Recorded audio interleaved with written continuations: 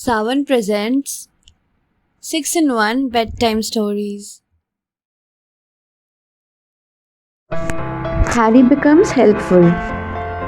Harry was an intelligent and bright child, but he never helped anyone. It was summer vacation. Harry went on a picnic with his parents, grandparents, and younger brother Jack. Soon they reached the riverside. Dad and Grandpa took out the picnic baskets and fishing rods from the car.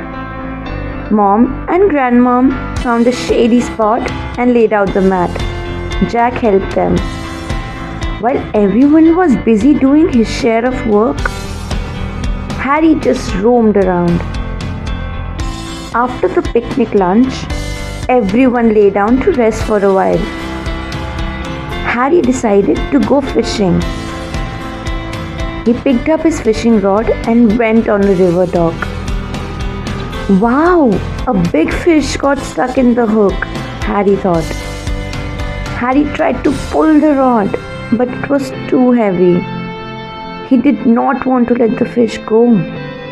So he started shouting, "Help! Help!" Jack rushed to help him. He saw Harry trying to pull the rod out. Jack helped him and together they pulled it out.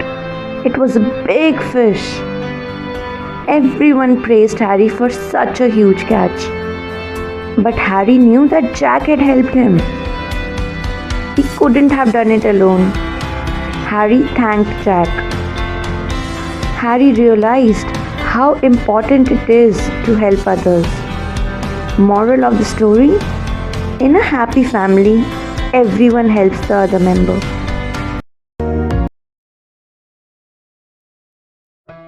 Leslie the Yellow Ladybird. Leslie the ladybird had shiny yellow wings. All the bugs and the birds loved her wings. Every morning, Bella the butterfly greeted her. Clara the caterpillar waved with a smile. Sadie the sulky spider was in high spirits to see her. Leslie was upset because she was different from the other ladybirds. "I want to have red wings like you, Mom," she said. To make her happy, Leslie's mother painted her wings red. But the next morning, when she was going to school, no greeted Leslie. At school, Leslie sat all alone. None of her friends noticed her red wings. After a while, Miss Mara came to her. Miss Mara said, "What have you done to your beautiful yellow wings? Your wings are special. These wings are what make you. They are unique and special, just like Molly's legs and Siddy's spots. These wings make you different from others," she added. Returning home, Leslie took a bath and removed all the red paint. Her yellow wings glowed again. "I'll never have them painted again," Leslie thought. Leslie realized that she was special in her own way. Moral of the story: everyone is unique. Mrs. Penguin's Ideal Palace. Once upon a time, Mrs. Penguin wished to have a house. Papa Penguin said, "We will build a palace for you." And they all set to work. Betty and Katie collected sand. Dumpy helped Papa Penguin build the sandcastle. Mrs. Penguin brought food for everyone. They ate and then continued with their work. Finally, the castle was finished. Suddenly, a huge tide came in and washed away the castle. "Don't worry, we will try again," said Papa Penguin. The family decided to build a palace of stone. Katy and Dumply collected stones. Soon, the palace of stone was ready. A strong wind came and blew over the palace of stone. "We will now build a palace of wood for Mama," Papa Penguin tried to cheer up the kids. Katy collected the wood. Betty and Dumply started finding the nets. Papa Penguin brought the hammer. They worked all day. At last, the house was finished. "Look at your palace," said Papa Penguin. Mrs. Penguin clapped her wings. She thanked everyone and said, "It's my ideal palace." Moral of the story: if at first you don't succeed, try again. Potpourri of songs. Once there was a gentleman. He was always ridiculed as he had a giant hump on his back. Once he was out in the forest at a late hour. He saw a hut and decided to spend the night there. The little hut was ghostly and dark. To make it less frightening, the man decided to sing a song. Hearing his song, the goblins came there. The goblins were curious to know how the gentleman's voice sounded so melodious. He told them that his hump was in reality a potpourri of songs. The goblins offered the man a box of treasure in exchange for his hump. He agreed, and the goblins easily removed the hump from his back. The next day, everyone was surprised to see that the gentleman's hump had disappeared. Another man with a hump on his back also wanted to know how his hump disappeared. The gentleman told him about the goblins.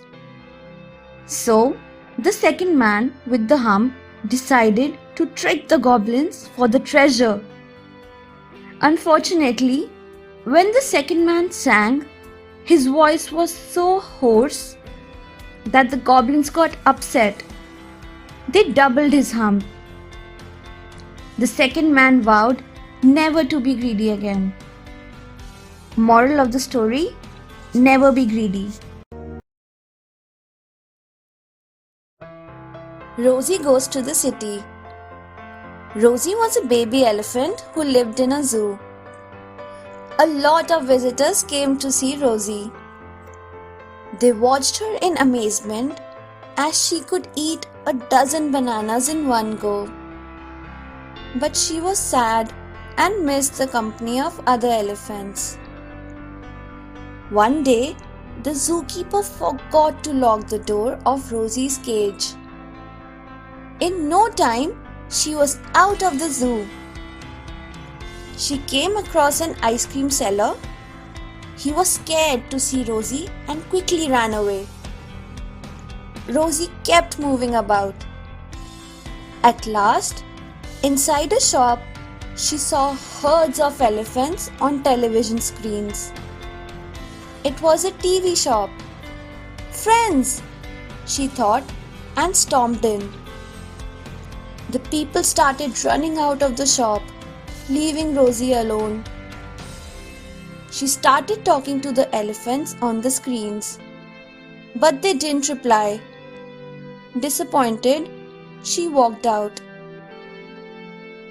Back on the street, Rosie saw a little boy playing with a ball.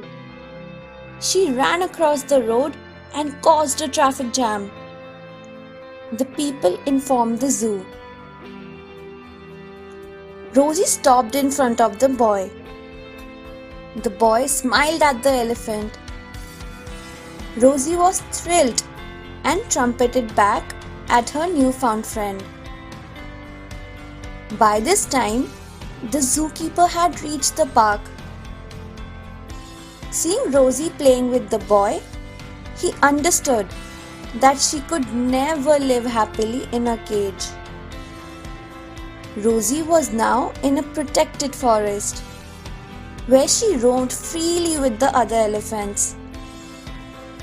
Moral of the story: animals need more freedom.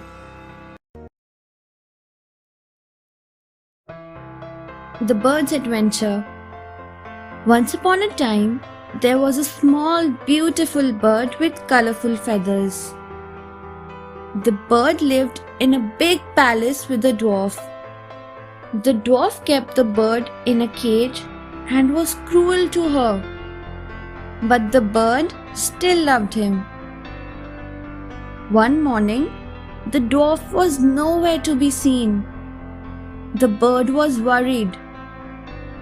She asked the dog. The dog said, "I saw him going out last night." The bird thought to go out and look for the dwarf. The little bird gathered all her strength and pushed open the door of the cage. The bird flew out and reached a huge forest. She saw the elephant and asked him, "Have you seen the dwarf?" The elephant said, "No." The bird now flew into a big field of snow. The bird loved rolling on the cool white snow with the penguins. But where was the dwarf? With her sharp eyes, the bird saw the dwarf lying in the snow. He was unconscious. The bird and the penguins helped the dwarf regain consciousness. With tears in her eyes, the dwarf thanked the bird. His heart had now changed. The dwarf kept the bird lovingly and took great care of her. Moral of the story: love conquers all. Thanks for watching. Do like, share, subscribe to Sahil Book House.